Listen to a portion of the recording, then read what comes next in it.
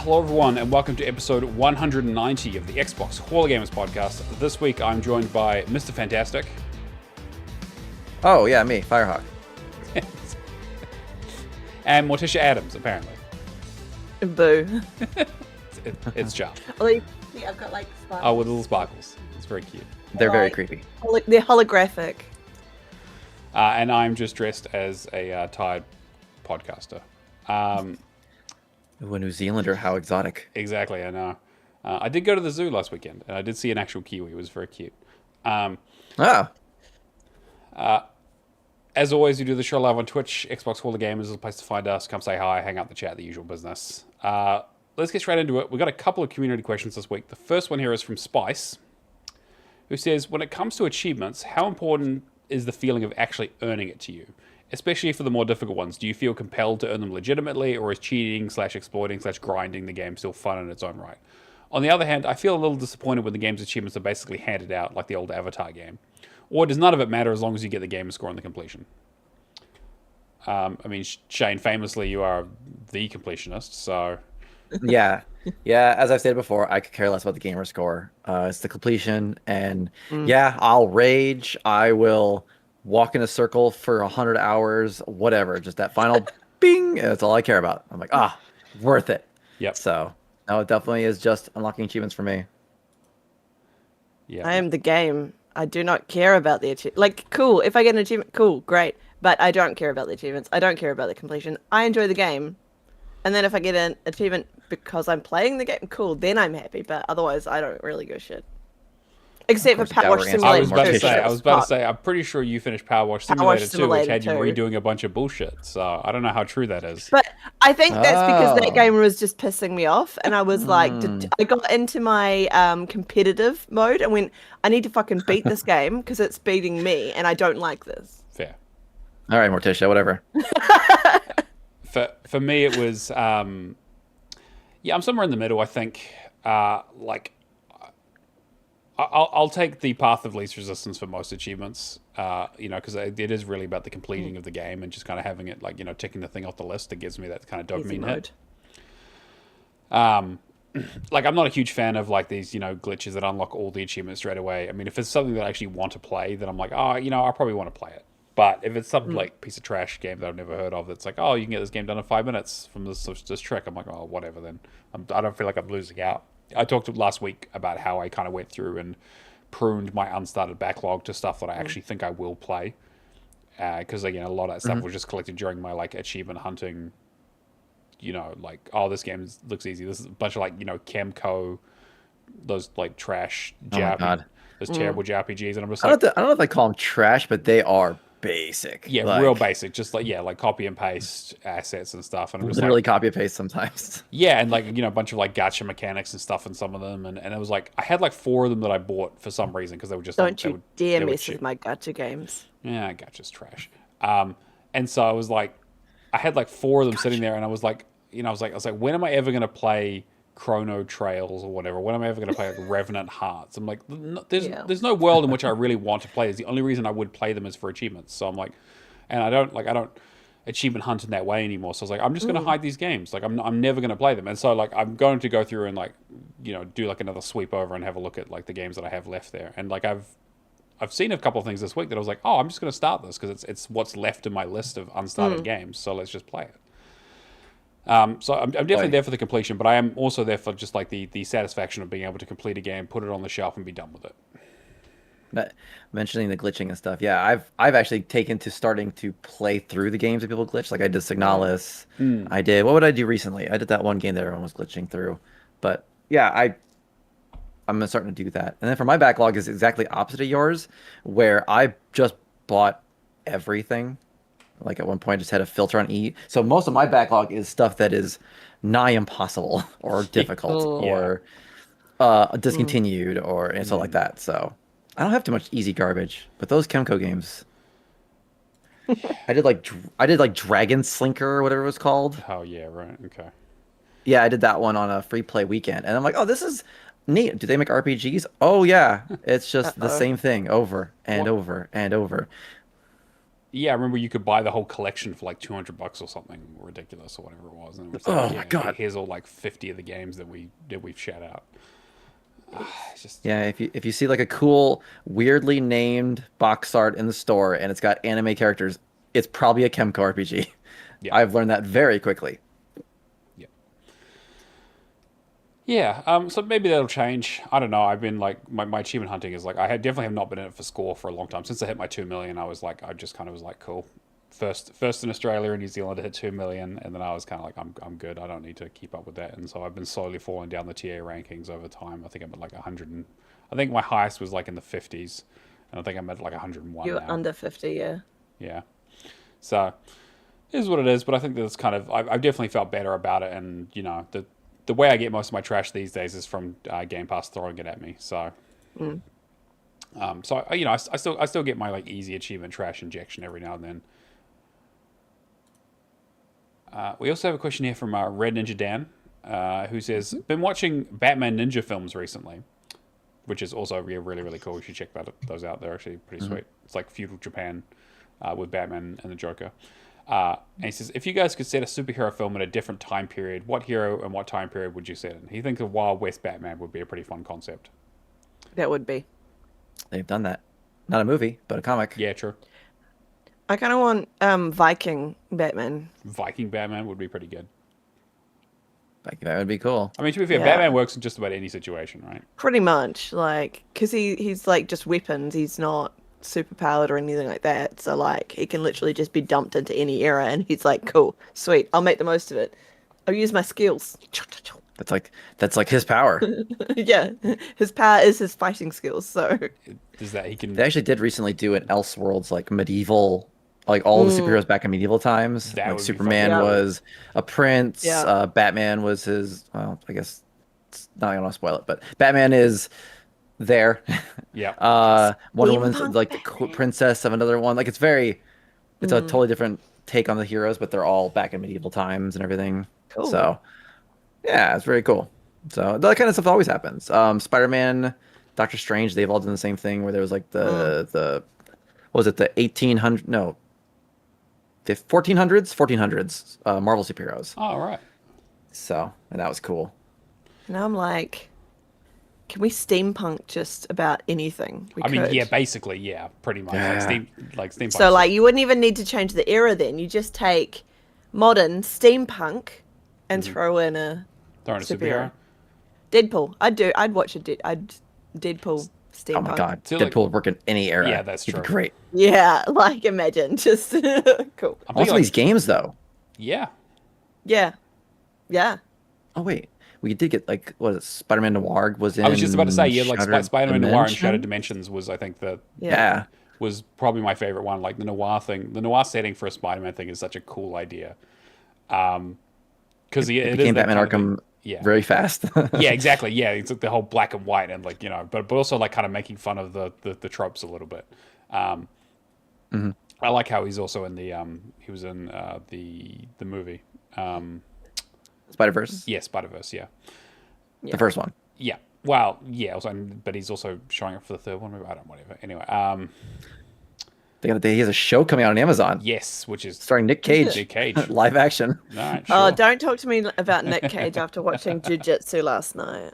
Just 2.9 Rotten Tomatoes movie. If you ever want to watch a bad movie, don't watch it by yourself. Watch it in a group of people so you can make fun of the entire movie the entire way. That's fine. It's But like, yeah, it's like Nick Willy's Cage, Wonderland. Same thing. Yeah. Apparently, it's his lowest rated movie. Wow. I mean, he's done some good Wow, movies. that's to be actually a fair. feat in and of itself. Yeah. It's Nick Cage. But speaking of that ninja movie, they have an Aztec one coming out. Oh, that sounds cool as fuck. Yes. Hell yeah. And then speaking of putting characters in different situations, me and my daughter watched Predator Killer of Killers. That was very cool. Like Predator in Viking times, Predator in Ninja times, and a Predator That's in World War cool. II. And it was Oh, that's Very good. awesome. All right. That's very I'll check cool. that out. Yeah, Spider-Man Noir was what I was thinking. But also thinking of steampunk, I would love to see like an Iron Man steampunk kind of like. Yeah. ooh. There's already pictures of that where people have drawn Iron Man steampunk. Yeah, I'd love to see like the realities of like again because the Yeah. whole thing about Iron Man is that he invents some shit that's like out of this world, and it's like, well, Yeah. out of this world is maybe a century ahead. So like, what would a steampunk? And steampunk is basically just what would happen if you continued to have steam power Yeah. from the Victorian era forward. That's all it is. Yeah. All right. Let's get into the news. There was a ID at Xbox event showcase earlier this week, which had a bunch of stuff. Looking like there's, again, if you're on TA, you would have seen they had a million articles about all the games that were announced. But we probably won't go through all of it, but I'll just read off some of the announcements. But definitely check out the event. TA has an article that has like all the trailers, and it looks like it's going to be a good year or so for ID at Xbox, which is fantastic. And a lot of this stuff is coming to Game Pass. Yeah, I'm trying to think of this. This game called Aphelion, which is from Don't Nod. So Life is Strange guys, looking like some sort of stealth sort of thing going on. Looks quite good actually, with some aliens. Darkwood's getting a sequel. Domekeeper is coming to Xbox. Domekeeper is the really super interesting one where you're buried under the ground and suddenly like you do your little thing underground during the day and you dig to try and get resources, and then during the the other period you have to like go up to the dome and use your resources to build weapons to defend it. So it's kind of like a little like sort of tower defense thing. Yeah, really interesting. It's been on like it's like a roguelike. It's been on Steam for a little while. It definitely got a lot of nods. I think it was like last year. So it's been ported now. Yes, it's getting ported. Yeah, cool. Mouse PI for Hire, which is that one that looks like Steamboat Willie kind of thing, but you're like a first-person shooter. Okay. That one got delayed, but it's got finally announced for March 19th. This is a game called Over the Hill from the people who made Art of Rally, so it has that really beautiful sort of pastel art style, where you drive kind of like 4x4s with your buddies, and you just kind of like drive over little 2D environments and kind of just around place. It looks very, very like chill, very zen. Planet of Lana 2, they showed a little bit more of. Cool. There's a game called Puppergeist, which is a little like... You're a puppy ghost? Puppygeist, yeah, where you're dealing with puppy ghosts. Yeah, you're a little witch, and you have to go into the doggy underworld to try and find her dog. Cool. Okay. It looks very cute but very like. It's just making me think of Crypt Custodian, so I'm down. Like. There's a game called Routine, which I don't know too much about, but it looks like a horror game. There's a game just called next one's game of the show. Yes. Sledding game. Sledding game. Everyone's so good. crazy about sledding game. Which is basically just like a cute little frog with a hat who's on a sled, and that's pretty much it. You play with your friends. You just hang out and sled and gamble and throw snowballs. There's no point to it. I love that. It looks adorable. That does sound fun. And Game Pass. To be fair. Yeah, and there's also a TCG Card Shop Simulator, because now they're getting so specific that because you can't buy cards in shops anymore, they have to basically simulate the experience for people. I always get excited watching YouTubers play all these popular games because I'm like, oh, good. In like a year and a half, it'll come to Xbox, hopefully. And sure enough, we got Supermarket Simulator, TCG Card Simulator. I know Buckshot Roulette's coming. Like, heck yeah, give them to us. We need some friend slop games, too. Yes, we absolutely do. Talked a bit more about Invincible Versus, which apparently is very good if you're a fighting game fan. 33 Immortals is getting a new update. And that's pretty much it. Oh, also DayZ is also getting an update for some reason. But... They're not good achievements. Yeah, hopefully not. Yeah. And the new Balatro crossover with Vampire Survivors is now out as a free update. God. So I went and played through that this week. It's fine. It's got a little like gambling mechanic in it. You spin a wheel. That sounds about right. But yes, sorry, we're speeding through these a little bit because again, there's 22 of them. So I would definitely recommend you go and check them out because. If you're a fan of indie games, like this is the best place to see kind of what's coming up over the next year or so. Yeah. And even like pretty soon, a lot of the stuff is like March or like mid next year. So maybe like next 6 months. Probably the biggest news this week was the announcement of Halo Campaign Evolved. So again, like they're keeping that CE title is coming out for Xbox, PC, and PS5. So this is going to be Halo's first foray into enemy territory, as it were.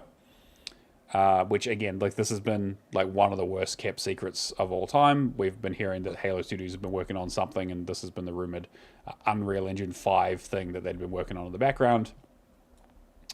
But yep, coming to Game Pass day one. It is a faithful yet modernized remake of Halo CE's campaign. So it is just the campaign, no multiplayer, which I think is kind of fine, to be fair, because the multiplayer for Halo 1 is not the best. Rude. I mean, it is what it is. Like Infinite nowadays, so or Yeah, they whatever do it's called. exactly. Yeah. They have Infinite. Yeah, Yeah. everyone's favorite Yeah. game. There's other ones now.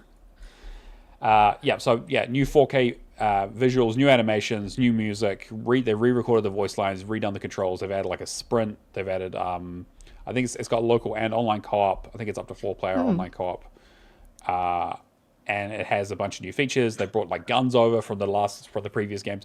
This is very much like they're like, hey, we're rebooting this series, sort of. Apparently, it's also going to have some like prequel missions with Master Chief and Sergeant Johnson, which is fucking cool. I mean, I'm very excited. Like, definitely check out the trailer for this. It does look a little very pretty. Yeah, I mean, it looks very like fidelity wise, it looks amazing. It is very Unreal Engine 5 in terms of like a lot of those games look like this these days. But to be fair, we were saying the same thing in the 360 days about Unreal Engine 3. So, yeah, so there's like a 13-minute like gameplay demo you can check out. I would highly recommend it. It looks fucking cool. I'm probably going to be jumping in this day one. I think this is going to be a good one to play with the boys. And it has cross-play and cross-progression, so you can play with people on PS5 and PC. This is really, they're trying to, get into that. I mean, this is the... If Microsoft wasn't multi-platform before, they definitely are now.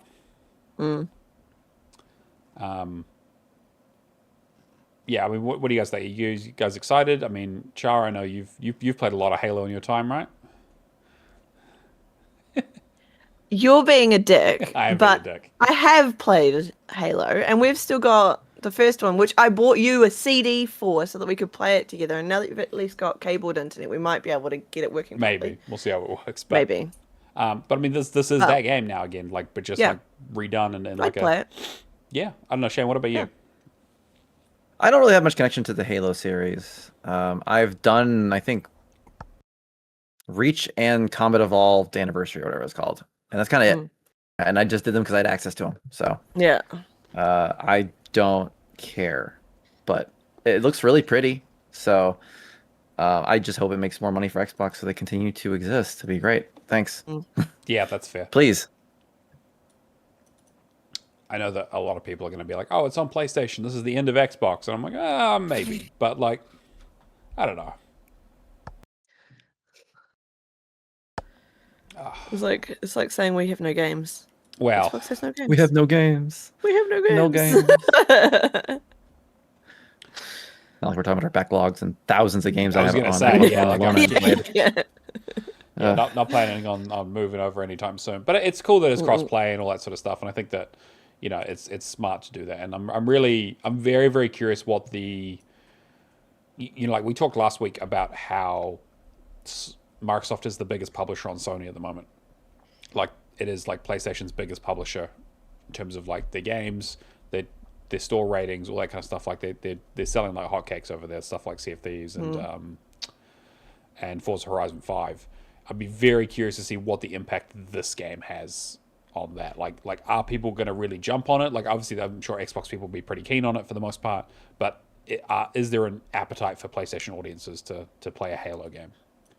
I hope so. Much less a Halo single player game. That is going to be the weird part when it comes to other consoles. Because we have Halo Infinite, and we just play that if you want multiplayer. And hey, go back and relive the nostalgia of Campaign Evolved. But is it going to sell really well on PS5 with no multiplayer and just, I mean, it's a single player shooter. I guess the co-op is the big. I mean, that has always been the big attraction of that game in particular. It's true. Like playing Halo with you. Like my favorite gaming memory probably of all time is loading up like buying Halo 3 at like the midnight launch, loading it up with my buddies and just running through the campaign in one go, finishing at like 6 a.m. And so like if I can capture at least a little bit of that playing through this again, I'm super down for it. Yeah, it's very fair.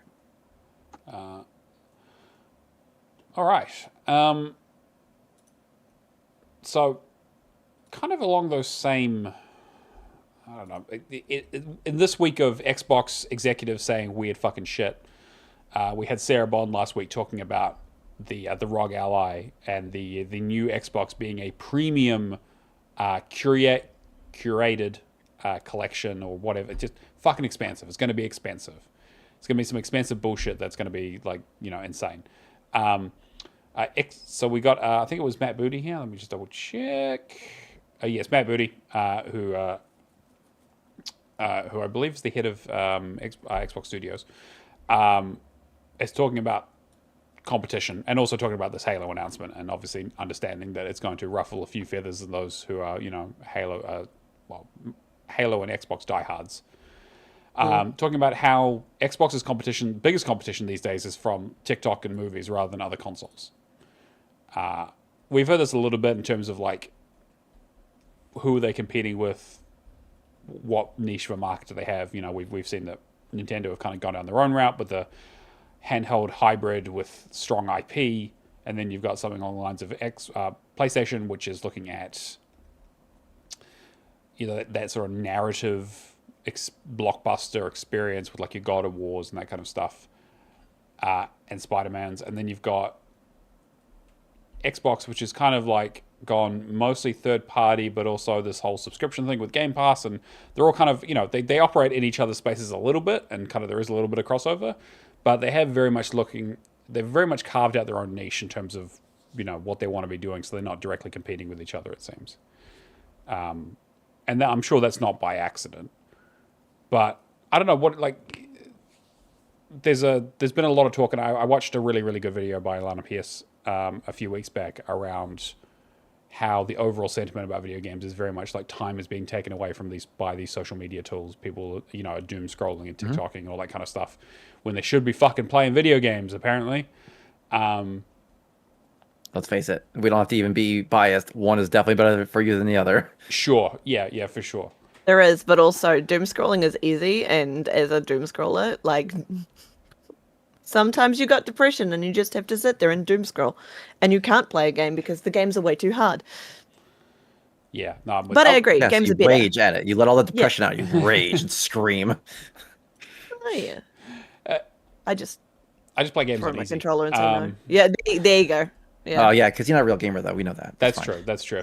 I'm a fake gamer girl always.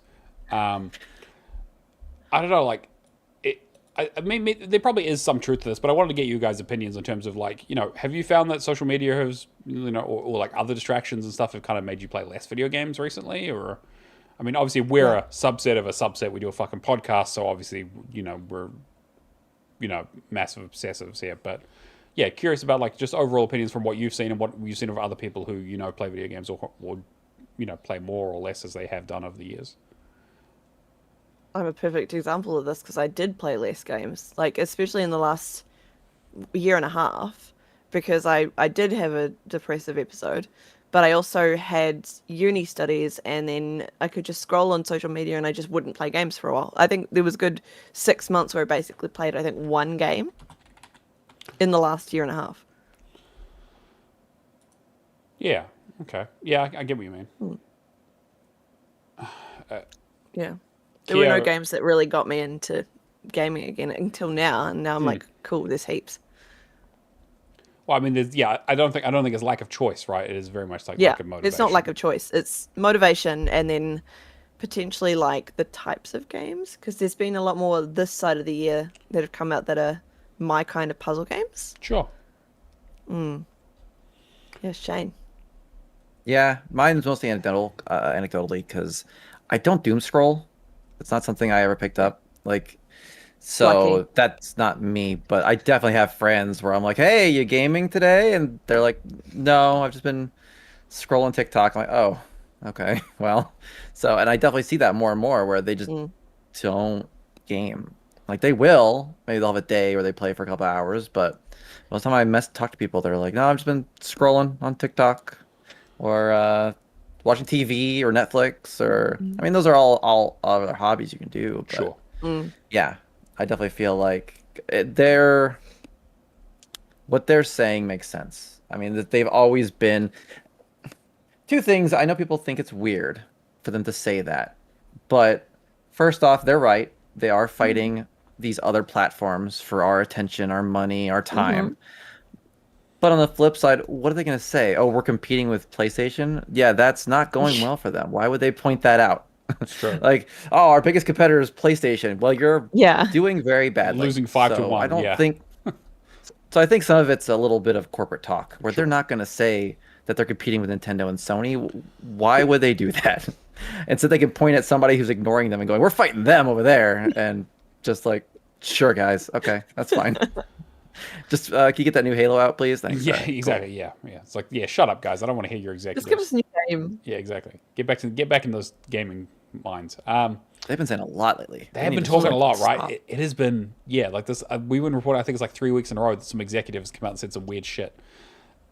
I mean, yeah, like the battle for your engagement is not a new thing, right? This has been, Yeah. but I think that the level at which this has taken, like TikTok and other social media tools have taken over people's attention spans, is basically unheard of. I'll link that Alana Pierce talk because it's really, really interesting. Oh, her videos are great. Her all her journalistic things she does. She's very well spoken. She knows what she's talking about. Yeah. Yeah. And I've liked her since she was at IGN, so it's awesome. Cool. I'm glad she's still around. Yeah. Oh, she did that new Dispatch game, which, speaking of not having games, come on, man. Yeah, Bring that over, please. I I want want to to play that so bad. Yeah, me too. Looks so good. It looks really good. They need to, because there's like 8 episodes for that coming out, right? Which I think is, so I'm looking forward to it when it's That's all cool. out. The writing is amazing. I keep seeing clips here and there. I'm like, oh, this looks so good. It's nice that a Telltale game, sort of Telltale style game, has come back because it's been a while since we've had anything like that. Yeah, I mean, it is it is that like capital E engagement kind of thing that they're really going after, and I'm just like, okay, I get it, but I'm also like you're right, it is like corpo speak in terms of like like pay attention to this challenge that we're having. Keo And compare says, that they're losing to TikTok when TikTok could not care less we exist. Exactly. That's the crazy thing where it's like these social media tools are just like this is something that like this is back in my uni days was one of the things you learn in like 301 marketing is the American railway system, and stick with me on this, it will make sense in a second. Whether you're autistic. Yeah, exactly. Well, yeah, that's all the sort of the rail barons in America were all busy competing with each other, which is the big reason why America doesn't have really good rail, is because there were so many different companies fighting each other and not working together, that it all went to shit. And they were so busy fighting each other because they defined themselves as being in the railway industry, but what they were actually in was the transport industry. So suddenly boats and shipping became more viable. Air freight became more viable, and suddenly they realized, oh no, we're not in the railway industry, we're in the shipping industry, and we have not been looking at any of these competitors. We've been so focused on our supposed industry. And I think that video games are in a very similar space where it's like, we're not in the video games industry, they're in the entertainment industry, they're in the engagement industry, and that social media is kind of basically just eating their lunch, and there's fuck all they can do about it. Especially post COVID, where the number of people playing video games has dropped because there's been less demand. People can go outside and actually do actual real things and touch grass. Yeah. Would not recommend, but you can go and do it. Like casuals. Exactly. And so it's like, I think that this is the video game space is still growing, and I think that Alana Pierce video is like, it sort of outlines that it's still growing, but it's not growing at the same rate as something like a TikTok or even like the AI space, which is obviously a huge bubble at the moment. Also makes me. And it's a weird cycle think, because. Yeah. Oh, so go ahead, Char. I was just thinking about because other things I learned in uni. Another thing was the fact that if you have vending machines next to each other, competing vending machines, so like Xbox and PlayStation, and you have the same games or the similar games on each, more people will go to an area where there's multiple vending machines because they've got more choice. Right. And those vending machines will make more money than a single vending machine on its own selling one brand. Interesting. Yeah, That makes they've done sense, studies and proven it. You Interesting. you Yeah. you go to a mall because there's more shops and Sure. more rather than an individual store, right? Yeah, people like choice. Yeah, that does make sense. People like choice. I do. And it's a weird cycle because the more we game, the more content things like TikTok gets. Yeah, Yep. that's So- true. Yeah. Yep, because it just gets People it gets game and they filtered. make TikToks, which makes more engagement for TikTok, and other people that were maybe going to game instead of watching TikTok. And yeah, Yeah, and like I know that I'm very much like old man yells at cloud here, right? Because I'm like, I don't watch streams. This is the only streaming thing that I do. Like I don't watch Twitch basically at all. Occasionally I'll catch like Yeah. highlights on like I have Twitter and I occasionally catch like highlights and things that people clip and stuff, but I don't like have TikTok. I don't have like Snapchat or any of that kind of stuff. Like I'm an absolute Luddite when it comes to that kind of stuff. And so obviously I'm in my own little bubble where it's like gaming is the thing that I do. And so it is super interesting to see these kind of perspectives of like, well, yeah, sure, gaming, and we talk about gaming news, but there is a big worldwide out there in terms of like what's going on with like social media tools and how those are kind of changing how people interact with media in general. You're also in a Reddit bubble too. Whereas That's like true. so I don't use TikTok at all. I haven't for a long time now, for probably close to almost 2 years. But I will use Instagram Reels because I just want to sit and just scroll. But it's very algorithm based. Same with Facebook. And I'm starting to get to the point where I actually am doing it less and less because I'm getting more frustrated with the fact that it's all the same shit coming up. And or like I was saying to Matt, some of the videos, they've done a video and then they'll reverse it so that it's swapped the other way. And you're like, wait, I've seen this. Oh shit, they've just swapped the direction of the camera? Yeah. Yeah. Yeah, and then that's just flooding all of the videos now. And I'm like, you know what? I don't really care about this anymore. And then you just get hit with AI slop as well. Yeah, and now I'm just like Oof. phone games is my new thing. That's my doom scrolling is my phone games, my gacha game that I'm like in the top 20 of players. So I'm like, you can take that away from my cold dead hands. I hate the TikTok voice. A lot. Oh yeah. Yeah. Yeah. All, all the AI voices people use. It's little things. Like again, I don't really doom scroll, but I used to at least kind of scroll through things a Yeah. little bit just to see. But I stopped doing that even on Facebook, where I'll look at maybe the first 3 things and then just turn it off because it's It's just not even... I hate the algorithm. It does not understand me at all. I'm so hurt by it. But You I don't don't even feel like know it understands me in any way, shape, or form. No, it doesn't. Not for the fact I that watched- you turned all of your like ad block. You like don't track my search history. Don't. That's me. I So it's watched all, like, one video about crap. Dragon Ball Z that had bad subtitles because it's all misspelled or the wrong words. So I turned it off, and now Facebook thinks I like Dragon Ball Z clips. No, I didn't want that. Yep. Like, it's just, or Yep. it'll be the same clip too, and then my third one will be something from some right wing people. I'm like, why is that on my feed? And just Yep. nah, it's annoying. So The- very annoying. Another recommendation for people to check out is the Marketing Tunist. He's a guy who does like little cartoons, like around little marketing things, and one of those is that classic thing of like someone turning off ad personalization and being like, "Why are these ads irrelevant to me?" And it's Yeah, like, that's me. it's like, well, you know, And I don't even YouTube is use the worst. Google to search YouTube is anymore. I use DuckDuckGo. I like my I use browser. Bing. Believe it Yeah. that. Char's like 2 steps away from going off the grid and just homesteading and just kind of like Oh, honestly, the I'm solar like panels this up. close. Just, I'm even like, wish. do I just get rid of my MES operating system? Like,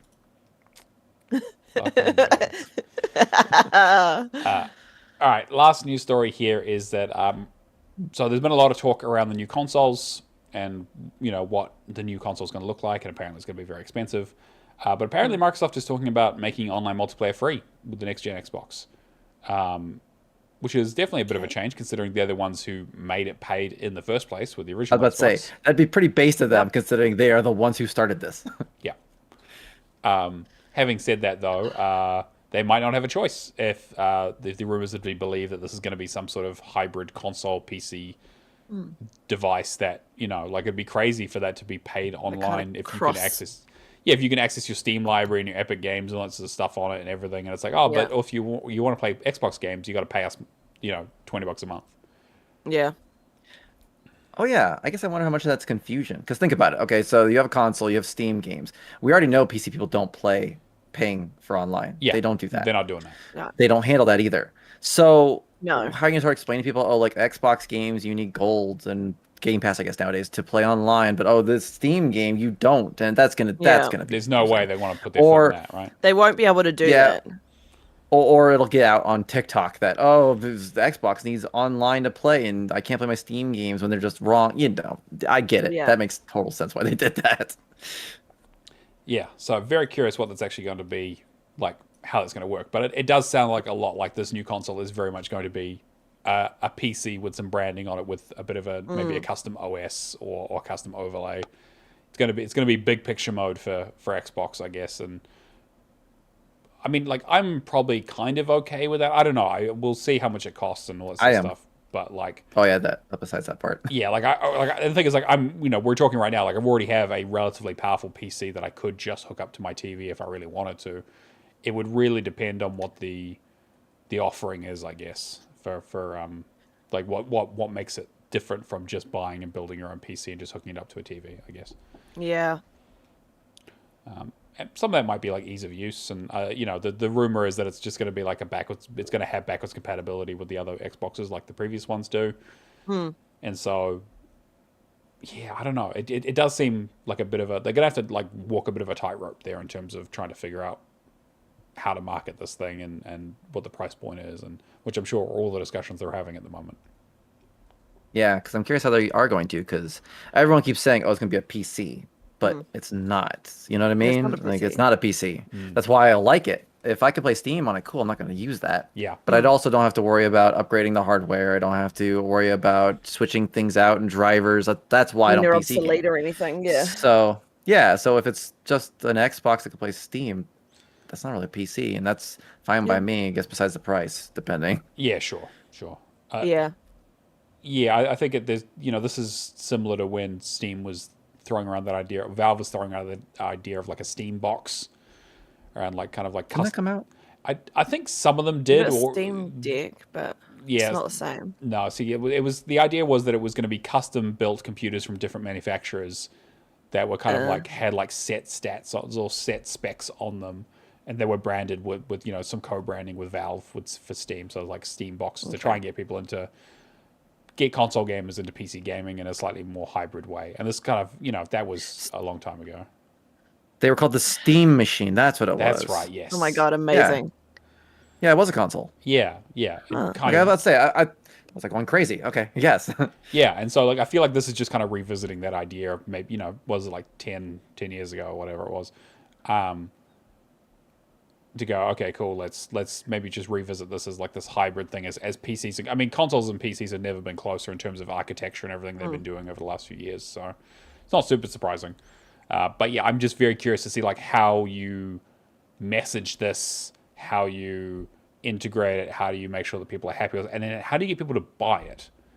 Because I'm like, what's the interesting, what's the selling point? What's the thing that's going to make us interested in it as opposed to What's just the unique reason for buying it? yeah, exactly. Yeah.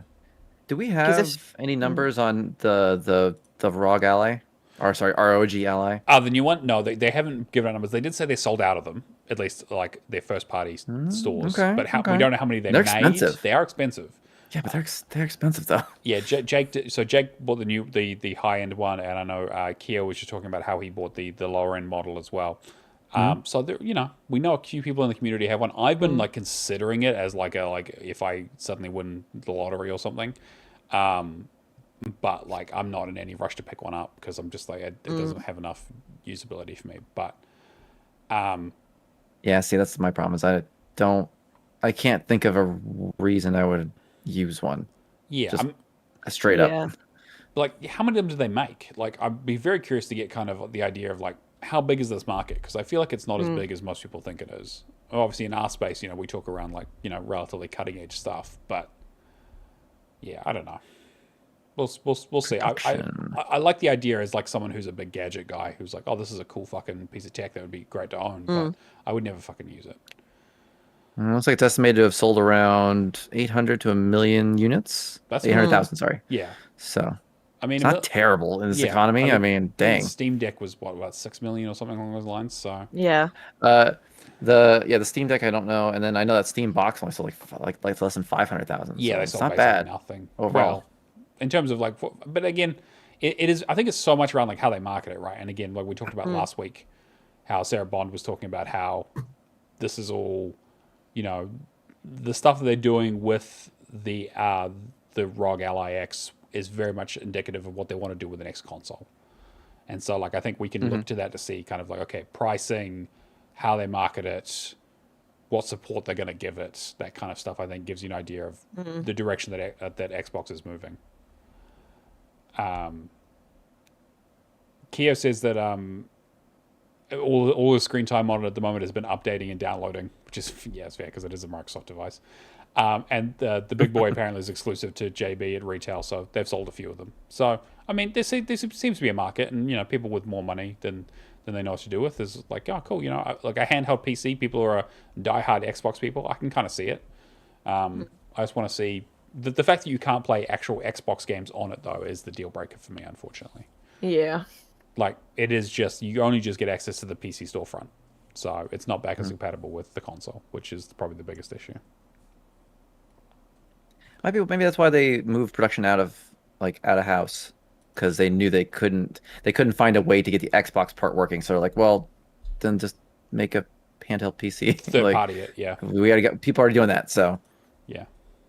All right. Well, that's pretty much where we're at the moment in terms of news. There's a few things brewing, but we are kind of getting towards the end of game release season. We're starting in November here, so we'll see what the news looks like leading up until the Game Awards in December. So I think November is traditionally relatively quiet, but we'll see. Game Pass updates. So we had quite a few things join. We had on the 28th, we had Halls of Torment. On the 29th, we had Outer Worlds 2, which I'm very excited to look at. On November 4th, we've got 1,000 Times Resist, which I'm super excited to play. If last year is any indication, this might end up being on my Game of the Year list, depending on how it goes. And you also have Football Manager 26, which, people are super into spreadsheets and shit, weird fucking sickos. Have fun with that. We don't know what's leaving yet because it is only the second when we record this, so we'll see. Hopefully nothing too major, but yeah, relatively quiet. I'm sure we'll have the next wave of stuff coming out relatively soon. Patreon.com/HallOfGamers if you want to help support the show. A huge thank you to Old Mate Clown, Cavaliers07, Hack and Pone, Kung Fu Skills, Happy Moogles, Admiral Awesome, Natolinator, Lee Howard, Left for Legacy, and Venom's AU. We literally could not afford to do the show without you guys, so thank you so much. If you do want to help support the show, that's the place to do it. You can go on there. We do all of our behind-the-scenes stuff. I post there. Any kind of extra podcast that we do. Some of our Game of the Year discussion stuff we sometimes do in there. Some of our debating. You can check that out. When we occasionally record videos where we watch a movie and make Cameron watch it and then discuss it. Yes, exactly. And you can also join as a free member if you just want to keep up to date what's going on there. But all the content is accessible from the $2 tier all the way up. So we just want to give a little bit back to those who are helping support the show. We basically, fully transparent here, we basically break even on how much we make on the show. I put all of it into hosting and that kind of stuff. So yeah, again, a huge thank you. We also have our new monthly theme, the Bimestral Burden. We're in November now, so if you haven't checked out the Discord, November and December is the I Need Space theme, which is play games that are either set in space or at least have a space-themed level. Wait, we can't have isolation games? No. It is a pun. A subliminal? Come on. God damn it! I want to play a game where it's just me in the entire game, and I just need space. Well, the other thing we could play Alien Isolation. There you go. That works. We know that's what you want. I live alone. It's fine. I was going to suggest that we call it in space. No one can hear you game, but I just figured that was probably maybe a little bit too niche of a reference. But I kind of like that for an episode title. Sure. It's just an astronaut with a Steam Deck or whatever. I'm ready. Yeah, I'll make it happen. I love it. Yeah, so get your space games out. Time for your Mass Effects. What other games are set in space? I don't know. Star Trek, Star Wars, fucking nerd shit. Atlas, good fun game, guys. Play it. Atlas is fun. Yeah, definitely. I definitely recommend that. Space. Space. And technically, Final Fantasy 16 counts, but I won't explain why. All right, let's get into what we've been playing. Final Fantasy. Char, what have you been up to?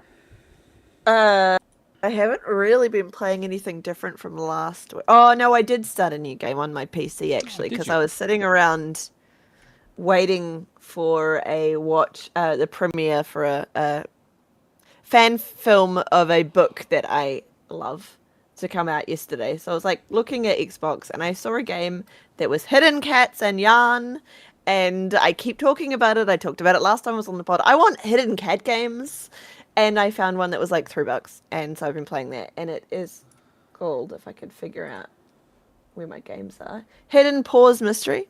Oh, It's quite cute. It's like the second one of the developers, but it feels very much like like you know how you can sort of build your own games, right? And you've got the gaming engines, and you can like just Unity and that sort of yeah, stuff. Yeah. it feels like that. Like someone has gone in, and it's not like it doesn't look like it's their art. It could be. I don't know if it is. I don't think it is, but it looks like someone has built it using a game building engine, then put the cats around, and then put the yarn like. Oh, It plays really nicely. You can you have to basically move around the space and it will block you. So like if there's a mushroom, you can't go higher than the mushroom because the mushroom's there. So it will put you relative to what's around you. You kind of just have to move around and use a light and then click on things, and that'll open up baskets, and all sorts of stuff will like move so that you can see the cats, so it's like and they'll be hidden. hide and seek. Yeah, basically. Cute. But with cats and yarn. I enjoy it. It's nice for just a chill game. And then I also started Keeper. Oh yes, yeah. Tell me about Keeper. Yeah, so I started Keeper because I saw it before Matt mentioned it on the podcast last week. I saw it and was like, I kind of want to play it. It looks really cute, cool, lighthouse, neat. Didn't know anything else about it. After Matt talked about it, I was like, okay, I have to play this.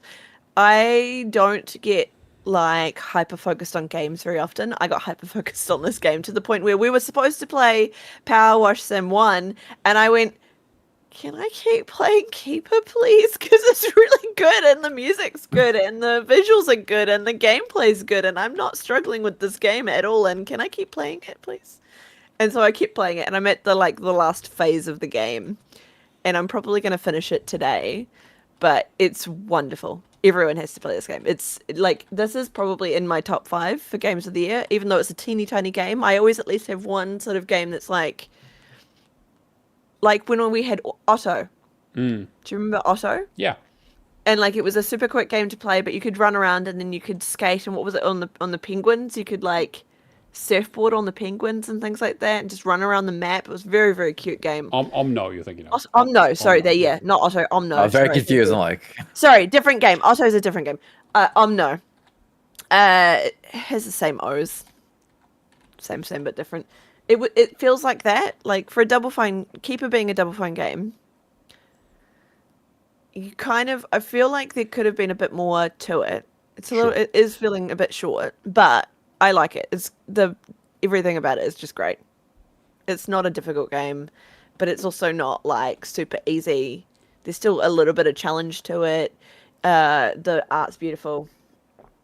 100% vote for playing that game. Yeah. And I'll probably go back to Expedition 33. But Keeper. Play Keeper. yeah, It's I've on got Game Keeper Pass. installed because it's Yeah. Double Fine, so it's not going to leave. Yeah. So I can't wait for that. So But yeah, no, you can pretty much do it in a day. I think I spent 5 hours on it. Yeah, I think Yeah. it took me about 4 or 5 hours to finish, so I think you're getting towards the end of it. Yeah. Shane, what about you? I've been on in a minute, so I'm just going to hit with the main ones. Slitterhead. I did Slitterhead. Oh, yeah. So I'm still on my do one game every month from last year that I think didn't get a good shake or whatever, a fair shake. And Slitterhead is almost the entire reason I started doing that, because me and my friend were so excited for it coming out, and we even missed it. It disappeared. We're like, oh, that came out. Oh, shoot. So, and that's when I came up with the idea. And then, of course, all the hate Suicide Squad got. So I was like, okay, well, I'm going to do this thing. So I did it. It is a very weird game. I keep telling everyone it feels like a PS2 game, but in the best way possible. It's very much, you get dropped into a level, you run around. It's very, very linear. I mean, you can kind of go down different alleyways. You're in Hong Kong, Kowloon. And so you can kind of go down different alleyways in the area you're in, but it's straightforward. It's very linear. And then you fight some monsters, and then you move forward and fight a boss, and then it moves you to the next level. Gameplay is very simple. The thing that gets you is its main hook is that you switch bodies. You're a spirit, and so you're possessing bodies to play. If you just possess a body and you like this, they're called what are they called? Rarities. Rarity. If you like this certain rarity and you just play as that, you're gonna have a hard time. It's gonna be rough. The key, and like for instance, I had to do nightmare mode for the final run, which is brutal. I jump in, I slash a couple times.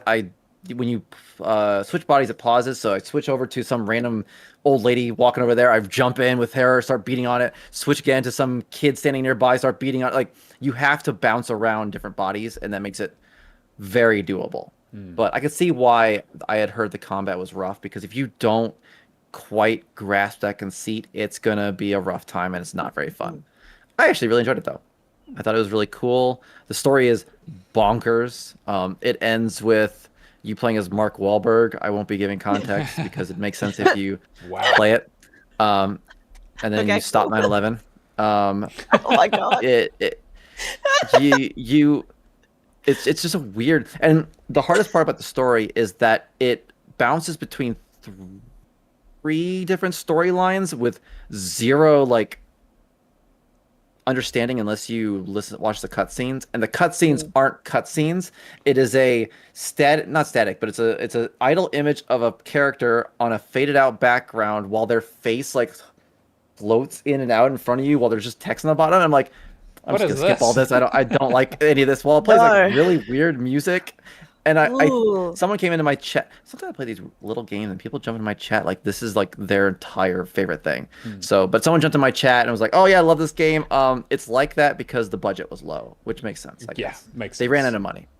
There are when characters are talking to each other, it's just butter. They say they're like saying things in Japanese under their breath that aren't what's being said in the You can tell it's just idle. It's a mess. Well, like in English, like one time they talk about something and they'll just be like, "I tried my hardest," and that's not in the sentence. That's not related to anything. It's just they just wanted the characters to make sounds and talk while and they'll repeat that over. You can tell I the don't budget like shows. that. That annoys me. Yeah, If they're like the so wrong I just words. skip. Yep. So I skipped all that. There are very few actual like, oh, it's a cut scene and people are talking, and literally be like 2 sentences maybe. So, but take that what you will. I really enjoyed it. It might be one of my top games of that series I'm doing this year. Behind probably only Suicide Squad, honestly. It's very fun once you get the groove of it. It feels really good. Like when you're just beating the heck out of these monsters, and then you deflect and you pause it and switch over to someone else and jump in and hit them with it, and then hit them with some poison needle. It flows very well. And like I said, the hardest thing you have to beat a nightmare. To just get good, noob. I don't know what to tell you. I mean, it's not as easy as Deus Ex was, but sure, it's still pretty. It's still pretty rough. And I did Jusant. I know everyone talked this game up since it came out. It's Don't Nod, isn't it? Yes, it is. Sure it is. Don't Nod. Yeah. Yeah.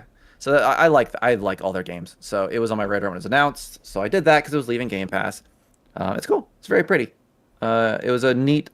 It was very like Ico, Shadow of the Colossus in atmosphere, where it's just quiet and reflective. You know what I mean? Very and environmental I like that a lot. storytelling, and yeah. Yeah. Skipped all the story there too, but whatever. You know, I was in a hurry. Fair. And then to finish off spooky season, I did the Cabin Factory, which had just came. Speaking of games coming to Xbox a year or so after they were played and popular, on YouTube, it was cool. It creeped me the heck out. Environmental storytelling and environmental creeps and like out of your corner changes and that stuff creeps me out. And I get really into that stuff. So I was playing and some girl would like be all of a sudden hanging over a ledge and just goosebumps. I hate it. But it's very easy. It took me I think an hour. My video is something like that. So it's not very hard, but fun little game. And it's only like $3, so you can't really fault it for that. Oh, and Vampire Survivors. I just did it today before I got on with you guys. Oh yeah, the Those new new update. updates. Yeah, more Vampire Survivors. Great, cool. Can't complain. Yeah, the only Did you difficult see that achievement one in there game that was was that. playing Mega Bonk? Oh, Mega Bonk. Yeah, it's the one with the Megabonk. skeleton on a skateboard that's Vampire Survivors, right? It's like 3D. Yeah, Oh my 3D God. Vampire. Yeah, that game needs to come to Xbox Yes. in next year, I'm sure. Yeah. But it looks very fun. So Keep your eye on that one. The bigger But Game you Pass did Vampire Survivors too, you said. Yeah, I did. Yeah, This week. Yeah. Yeah, it was. It's always good to just jump in for an hour when you need a bit of a palate cleanser. It's it was more of the same, just kind of standing around and just using Queen Sigma as much as I can. The only difficult achievement was that like no weapon for 30 minutes achievement, which you could cheese with one of the characters. Yeah, that's what I did. Yeah, I tried it doing it legit with the Minotaur, and it was just a nightmare. So I was like, fuck it. Woof. No, I knew that was gonna be rough. Yeah, so I was like, fuck it. So. I'll just use Yeah. use. Have you bought any Megalomania. of like the non-achievement related packs at all?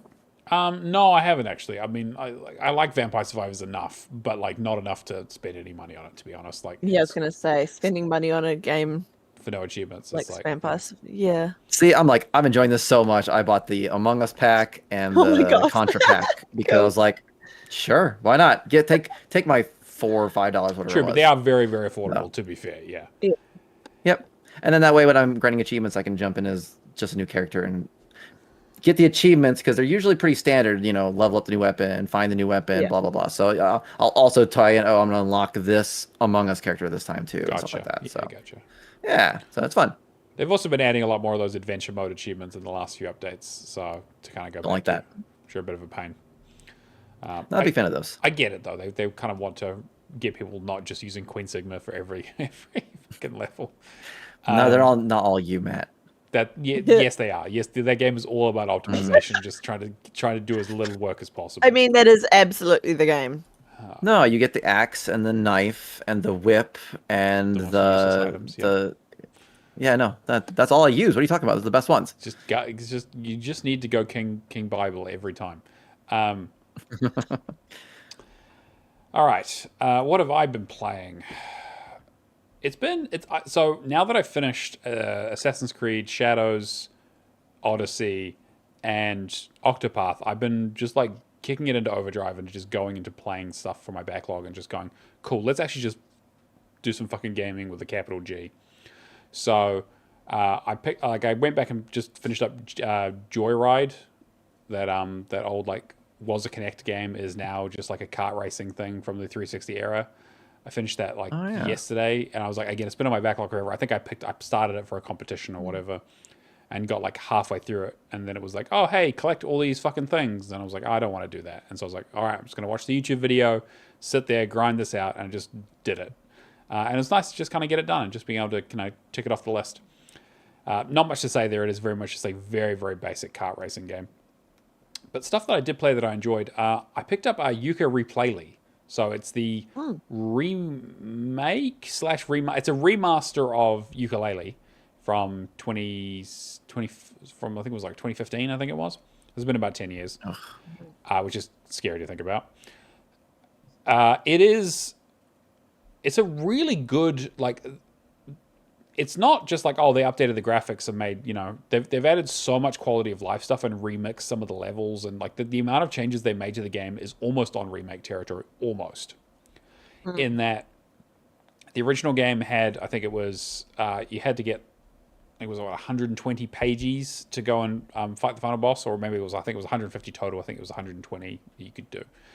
They've now upped that to like 300. So now every level, so the base level, the like hub level, and then the 5 other worlds that you go into all have 50 pages to collect. You still only need 120 to finish it, so you can really pick and choose what you want to do. So now they give them out like candy. There's a thing at the start where the book shows up in the book. Anything you write in the book becomes reality, and so Yuka just takes the book and writes, give me all the combos from the original game, please. I don't want to have to unlock them. And so you get like all the abilities and everything straight away. You don't have to go and buy them. It shaves down some of the stuff that was kind of frustrating about the original game in terms of like the pacing was a bit off. And there was this whole thing where it's like, well, you go into a level and then you have to collect a certain amount of pages, jump out of the level, and then expand it to get more of the level. Now they're like, no, you just get the whole level. You get all the abilities. You can kind of go and do whatever you want in just about any order you like. They still make you want to go through like 1, 2, 3, 4, and 5 in terms of the books, because you need a certain amount of pages to get to the next area, but that's it. And they've upgraded tonics and new abilities. They've added fast traveling. They've done so much to this game that makes it like really, really like replayable in a way that I was like, oh, I remember this quite well because I played the game. I think I played the PC version a couple of years ago. And I really, really like that game. I mean, it has its issues, and it is very much a collectathon platformer. But the stuff they've added to it, I think, has been mostly positive, which is really, really nice. And the fact that it was also 30% off if you own the original game digitally was a nice benefit. So Helps. yeah. It also means the game's quite short because you can basically finish the game in like 6 hours or so, maybe 6 or 7. Because you don't need to collect absolutely everything. But if you do want to go back and play it, like there is heaps of new stuff that they've kind of thrown in and remixed. Because there is 300 pages to collect, and it does have a space. The final world is a space world. It's all like galaxies and stuff. So that's it fits into our monthly theme. What else have we been playing? Char and I played through Power Wash Simulator 2. What a fucking mess that game is. That's unfortunate. It's a real shame because it's like it is very, very satisfying. Like I can understand why people like this kind of game where it's like it's just The multiplayer was a shit show. Yes. Yeah. But I did also find glitches inside several of the levels, like the disco ball level where suddenly if you're in the wrong spot, it all just completely goes white and yellow. Like the entire brightness gets flipped on its head and you're like, that's not the disco I wanted. I'm not even spraying myself in the face with the power wash. Like, what is going on? But I actually managed to find that same issue, which means that it's like it's bad. Yeah, I backed into a wall and suddenly everything went, and so I quickly was able to white. Yeah, I was like, fuck. See, mine, I wasn't even in a wall. I was just in. That's crazy. I was just trying to do so one of the achievements is you have to do the disco ball first, and that's all I was doing. Yeah. And then that happened multiple times, and so I'd have to be like moved to try and get it to come back to the color so I could see where I was like aiming at, and I couldn't see it because it was white. Yeah, it's great. Yeah, Just nuts. It definitely needed more time in the oven. Like I think it's a really fun, satisfying game, and like the levels that we did get to play were really, really good. But there's so much jank in terms of like. And every time you'd get kicked out, and that final level where we were trying to do it together, and it was huge, and I carried you. You did carry me because I was like, I was literally, I jump into the level if I could connect because it would take several attempts to try and connect. And then if I could connect, oftentimes it would just kick me out after like a minute. Like it was so poorly done. And like, you do like a couple of bits and then I ended up having to do basically the entire last level. And then when we got to the very final bit, I was like, all right, I'm going to hold it on 99 and I'm going to get it to the point where like, we're right at the point of like finishing the level. You jump in and we'll just not touch anything and I'll finish it and we'll try and just. Yeah, that worked. And then we tried it once and then you dropped out and went, oh shit, okay, I'm going to stop what I'm doing. Because I think I was like, this tiny little section left to go, got you back in and then we were fine. But just the connection issues were just wild. Yeah. And I had the same issue. No matter what we did. Yeah, we tried like inviting, tried private rooms, tried room codes, all that stuff. It's just the connection issues was so bad. And there was an article on resetting the settings every time to clear the cache. Jumping out of the game, jumping back in. It was just turning the cross-platform on and off. Yeah, that's the thing is that like I'm thinking about jumping back and doing the first one because I never played it, and so But hopefully the multiplayer works better this time. Hopefully, I don't know. But like the second game, like it's fun and it is like more satisfying stuff. But it is just really, really jank at the moment. I had that same issue that Cameron was talking about the other week where he picked up the ladder and then he couldn't put it down and do anything. I had the same thing. I picked up the ladder and I was like, oh, cool. I'm just going to have to quit out because I can't put down the ladder. I can't spray anything. I can't. And then also when I quit out, I lost the ladder. So we couldn't climb up to the top of the... Anyway. So it's a real mess. Yep. Yeah, I mean, like I recommend playing it with definitely in co-op. I mean, 4-player co-op would be a lot of fun, but that would be so much fun. But definitely wait a little bit for them to iron out some issues. I think let them do a couple of updates. Yeah, it needs a couple of patches for sure. Fix their connection issues. But I'm looking forward to jumping back to the first game because it has been sitting there for a long time, and I'm like, oh, I should give that a go. Not looking forward to buying all the fucking DLC for it, but it is what it is. Hey, if we do it together, we can split the cost. It's fine. Yeah, true. On Cameron's recommendation, I also play Wheel World. So I started this a few weeks ago, and so I put like maybe 5 or 6 hours into it over this weekend. It is a very basic game where it's beautiful, beautiful colored, sort of very blocky kind of colors, and just like I love the art style.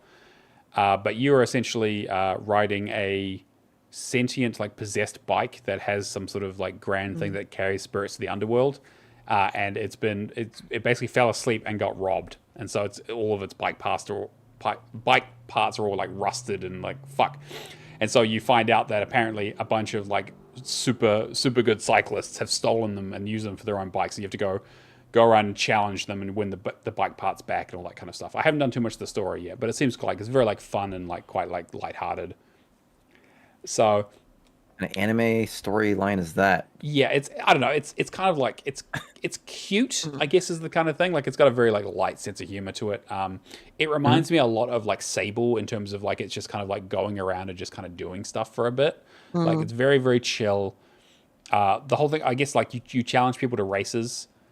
And so like there's like, you got to collect letters in the race, so you got to beat the best time, and then you got to win, like come first place. And then there's also like lone wolves, which are guys with little like flags on the back of their bike that you ride it behind them, and you ring your little bell and you challenge them to a little like quick sprint race.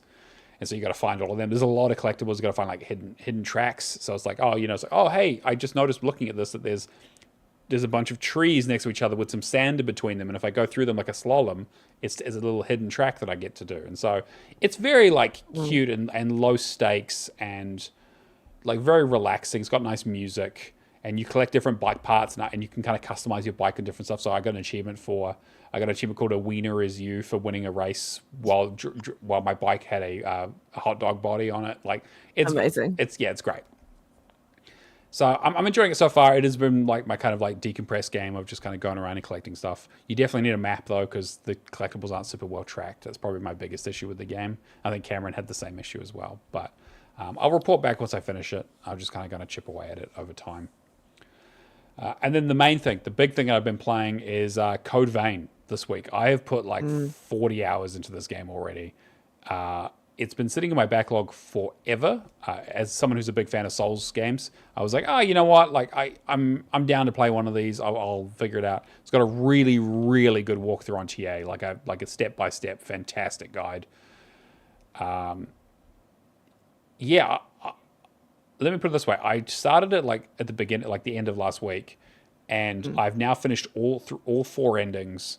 And I basically just have a little bit of a grind at the end to do for like medals, which is like the multiplayer. Again, the same way these fucking Souls games always have some sort of multiplayer currency. It's like, oh, hey, do this thing a million times to get a bunch of this currency to unlock a covenant or whatever. It's one of those achievements, which is a bit of a pain. But I really, really enjoyed it. So I'm pretty much done with the game itself, I guess. Like the story itself was kind of interesting. You're in there's been like you're in a post-apocalyptic world. Some sort of great collapse has happened. We don't quite know too much about it. You wake up with anime amnesia, because again, this is just Dark Souls but anime style. And the whole idea is that everyone are revenants. So they're basically vampires. They've been infected by some sort of virus. They're dead bodies who have been infected by some sort of parasite that drinks blood. And so the whole thing is that you have to try and find blood from these blood trees, because there are basically no more humans left. And for some reason, your blood has the ability to bring these trees back to life. And so, of course, you're some special little boy who has some abilities that you don't really understand, and so you and your team of people have to go and try and figure out what's going on. And so, of course, like, you get like to the halfway point in all these games where it's like, oh, I'm getting towards the final bit, and suddenly, oh no, there's another half of the game to do. It is very, very by the numbers. It hits all the Dark Souls beats in terms of like, you get a heavy weapon, you have stamina meters, you have like an Estus flask that you get like more charges and better upgrades for. You got different weapon classes, you have different abilities. It's good. Like I like it. It's a little bit janky in terms of like, you definitely can get like stun locked by enemies or just get like hit into like, cool. It's like, well, that's all my health bar gone because one enemy hit me and before I could recover because I got no invincibility frames, another one hit me and another one hit me and then I'm done. So there's definitely some challenge to it. But you could build some absolutely broken fucking stuff where I was like, I have like a heavy sword that basically, if I do a running jump attack and I use a couple of abilities to power it beforehand, I can take down a boss in about 2 hits. So like, again, like you can build some overpowered shit in a really, really fun kind of way. Haven't tried the multiplayer yet. Going to try and do some of that with Brad probably this evening. But I'd recommend it. I like it quite a bit. I had a feeling I would. I'm definitely feeling like, I was doing this sort of Metroidvania over the last couple of months. I'm thinking about maybe doing some more Souls games now. Thinking about doing maybe Wu-Chan Fallen Feathers and maybe Black Myth Wukong at some stage. To be fair, I think Black Myth Wukong is far more just a flat-out action game. I don't think it's quite that's Souls-like. Fair. That's fair. The distinction, you know what I mean? Like, it's a huge For difference. sure. It's like, where do you I've heard it spoken that way. Yeah. So I'm very curious to see what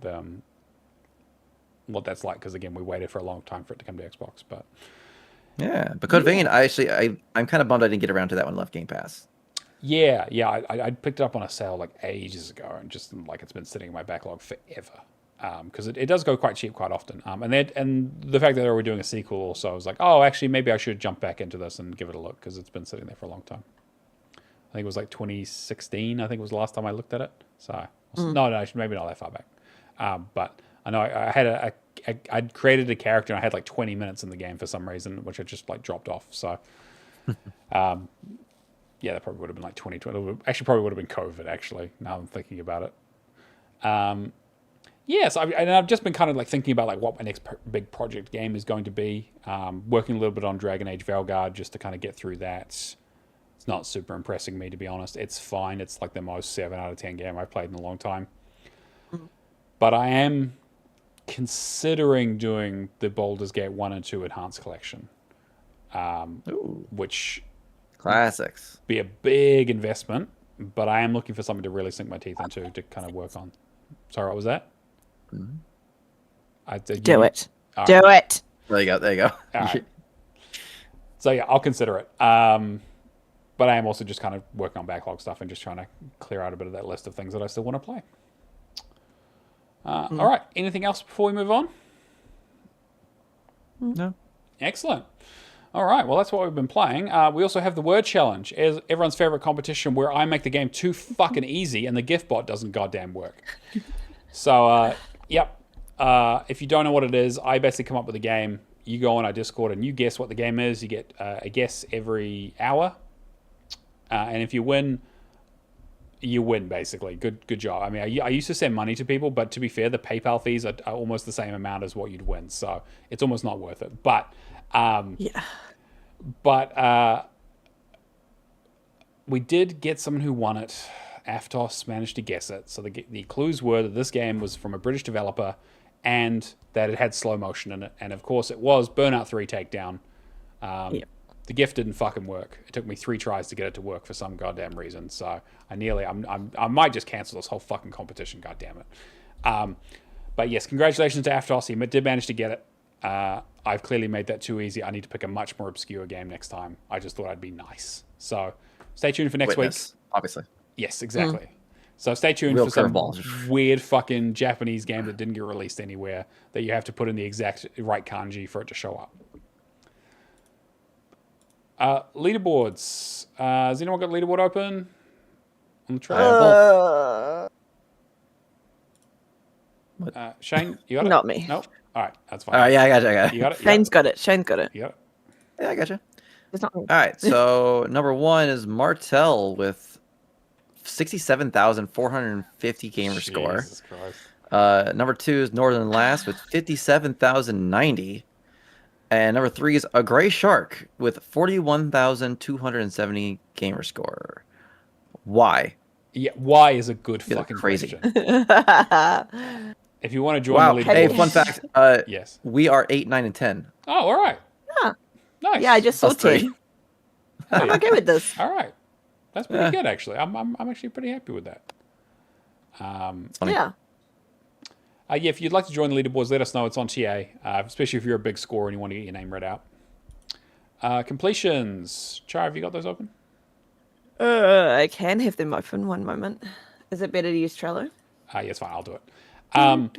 So we got Vex173 who finished Power Wash 2. Keo finished Power Wash 1. Venom's AU finished Black Myth Wukong, which made me want to go and check it out. Professor Pluto finished It Takes Two with Aftos. Natolinator finished Pure, another one on my backlog. Rapture finished, that should be Jasont. I think it was, Jasont and Return to Monkey Island, so he's obviously on the Game Pass completion list. The Moonzon finished Ball X Pit. Super Bowl finished Time on Frog Island and Super Ball, which is the new free-to-play game. And Cameron also finished Ball X Pit, which he's been recommending. Mad Lefty finished Toussaint, and Ickles Ronikin just finished Dirt Showdown right as we started recording. So well done. Nice. Because I think that they're just shutting that one down like in 2 days with the multiplayer. So cutting it very close. I'd be stressed. And I think that's pretty much going to bring us to the end of the show. As always, you can follow us on Twitch. Xbox Hall of Gamers is the place to find us. Come hang out. Shitpost in the chat. We try to interact with you guys as much as possible. Thanks, Moonzom, for joining us. Thanks to Red Ninja Dan, Keo for jumping in. Anything anyone wants to promote? Shane, you got anything going on? Oh, the usual, Firehawk D, if you want just all my stuff, but I'm on YouTube. I'm posting stuff every day. I'm on Twitch every night. Wherever you want to watch me, I guess. Sweet. Char, you got anything going on? If anyone wants to buy TA Pro for me, it's Char has names on TA. You just can't deal with the 3 scans a day or whatever it is. No, it's driving me even fucking mad, and I'm like... If anyone wants to buy me TA Pro, I'm Neomaster on everything True Achievements, Xbox, and Discord. As always, a huge thank you to my wonderful guests, our wonderful patrons, and our wonderful listeners. If you do want to catch the old episodes, we're on your podcast platform of choice, or I upload the VODs on YouTube, and Char does a wonderful thumbnail, so go and check those out. I need to come up with some new music. I'll talk to you guys about this after this. Thank you for joining us. That's been episode 190. We'll catch you guys next week. See you later. Bye. Bye.